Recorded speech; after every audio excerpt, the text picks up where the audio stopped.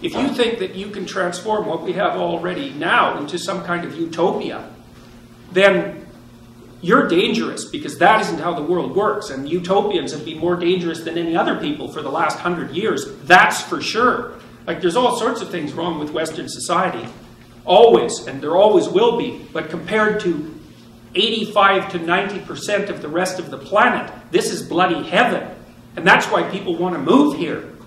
So you can say, well, it's corrupt compared to my imaginary utopia. It's like, yeah, that's for sure. It certainly is.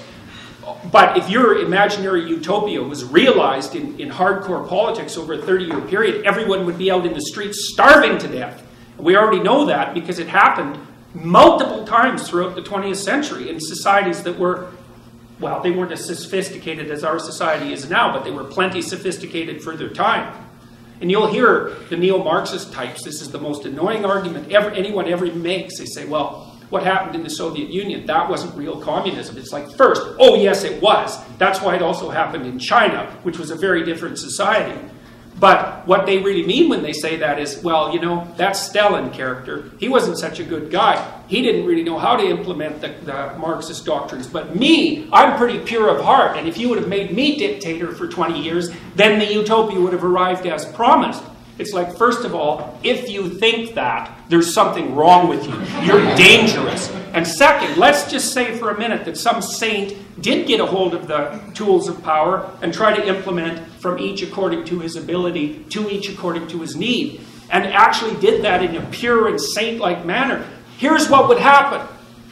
The next people in the revolutionary string, like Stalin, would come along and stab them in their bed in the middle of the night, and that would be the end of that.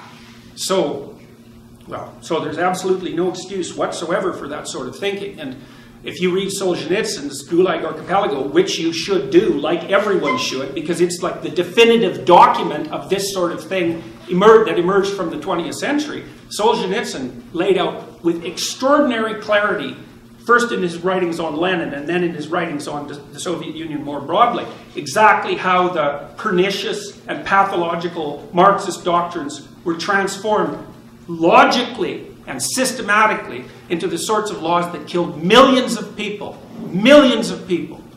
There were people starving so badly in the Soviet Union by the 1920s that they had posters telling them not to eat their children. So we've been down that road already. So what the hell are we doing? We're going down that road again under the guise of equity, right? And equality. Well, that was the doctrines that promoted those laws to begin with. Not good.